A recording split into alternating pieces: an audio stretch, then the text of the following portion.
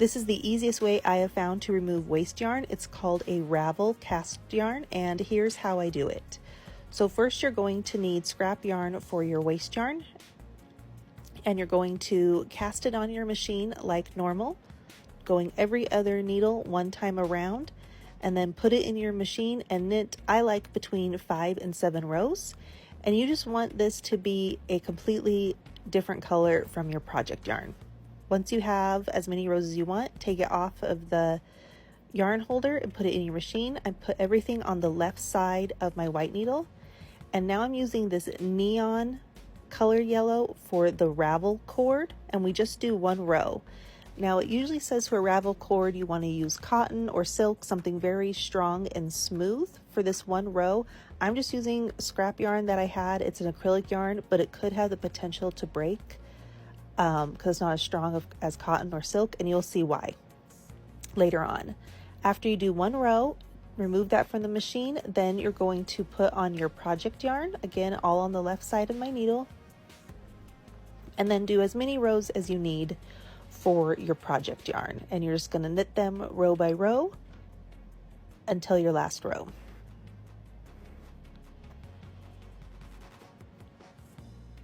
Once you get finished with your project and you get to your last row, you're going to cut the yarn from the skein, remove it, and put it in the center of the machine.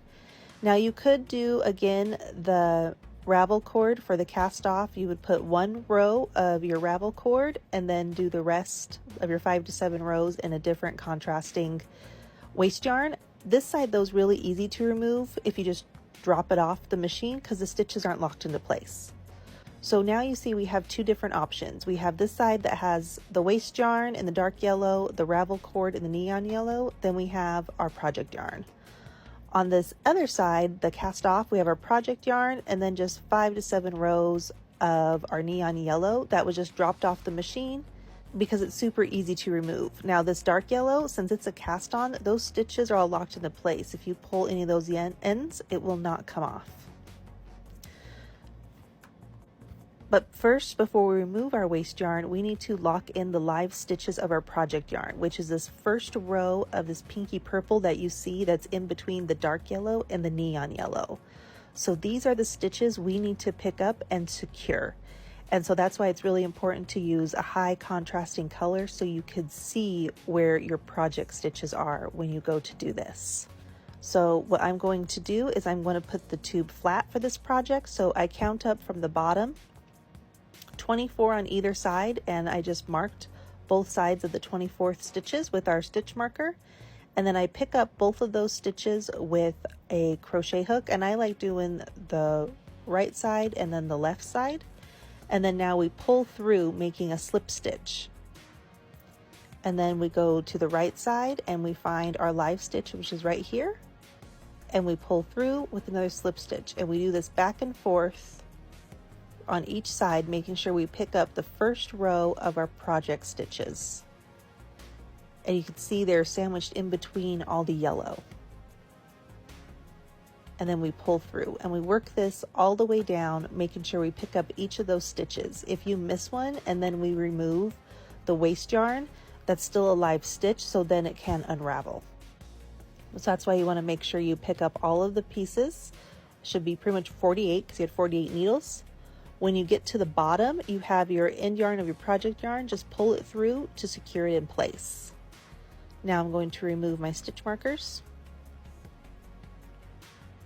And now we are going to remove our waste yarn. So it should look like this, where all of those live stitches of your project yarn are now in this X shape, and all we can see is the neon yellow and the dark yellow of our waste yarn.